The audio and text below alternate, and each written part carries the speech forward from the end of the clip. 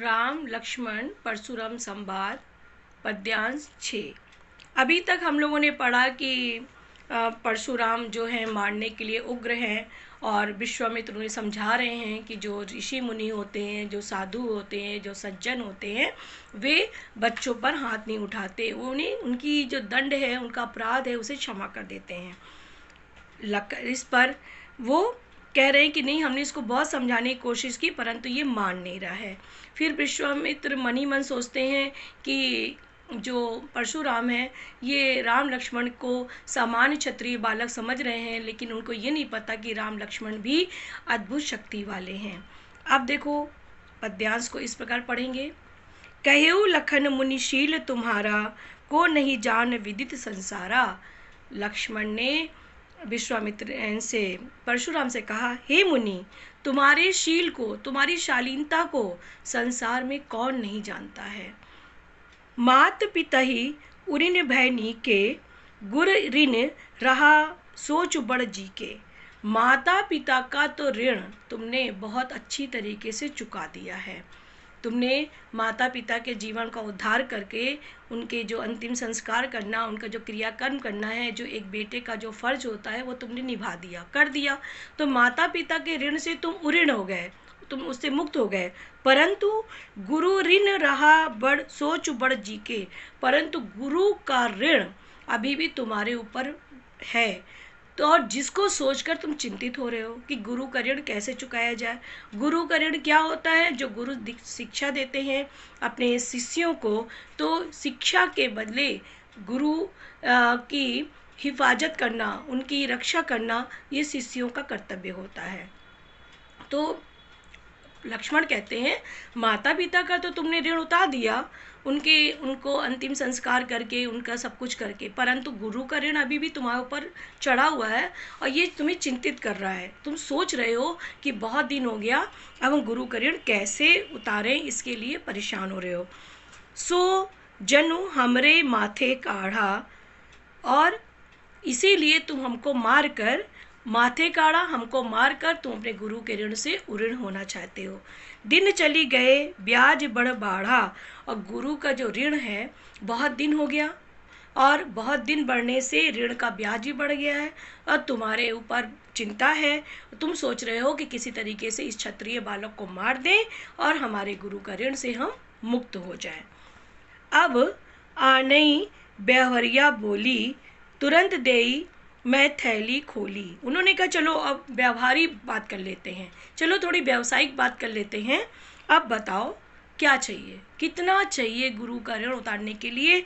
हम अपने कोष को, थैली खोल देना, हम अपने भंडार को खोल देते हैं।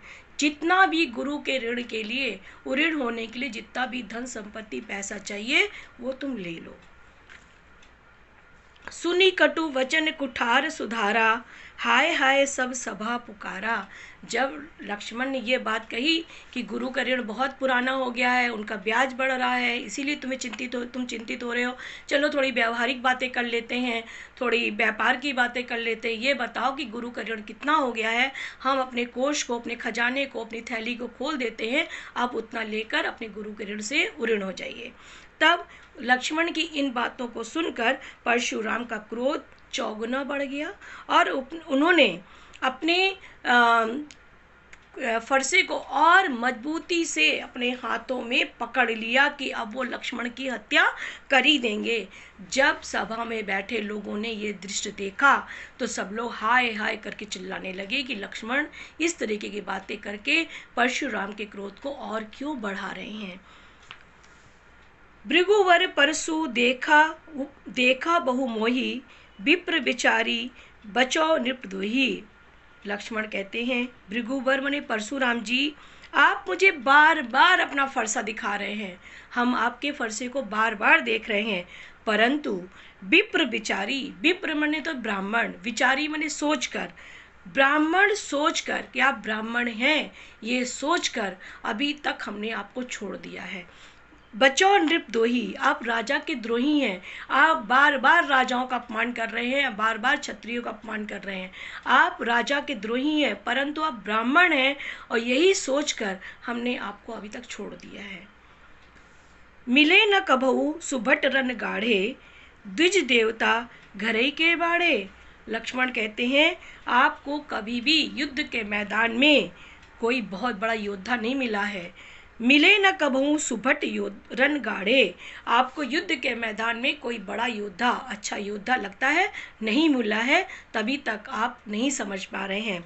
द्विज देवता घरे के बाड़े, ब्राह्मण देवता घर के ही शेर हैं।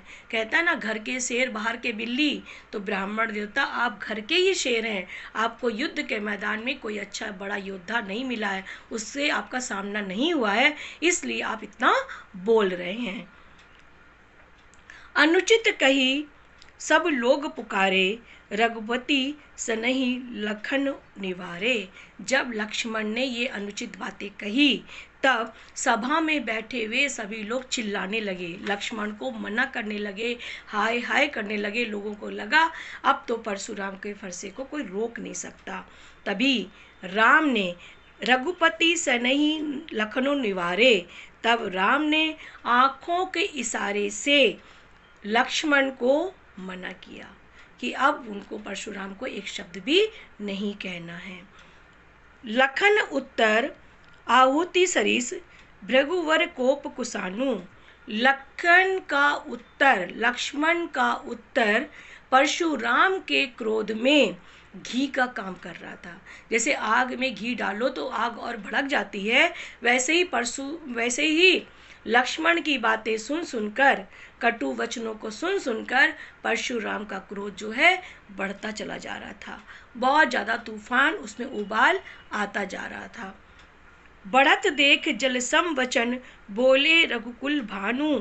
जब परशुराम का क्रोध बढ़ता ही जा रहा है, बढ़ता ही जा रहा है, वो क्रोध से एकदम आग बबूला होते जा रहे हैं, तब रघुकुल के भानु यानी राम, रघुकुल के सूर्य राम ने शीतल वचनों में परशुराम को समझाया, परशुराम से कहा, और राम के वचनों को सुनकर परशुराम शांत हो गए। ये अवधी भाषा और ब्रज भाषा में लिखी रचना है। पूरे में अनुप्रास अलंकार है, और इस तरीके से अब हम लोग अंतिम और छठा पद हम लोग ने पढ़ लिया।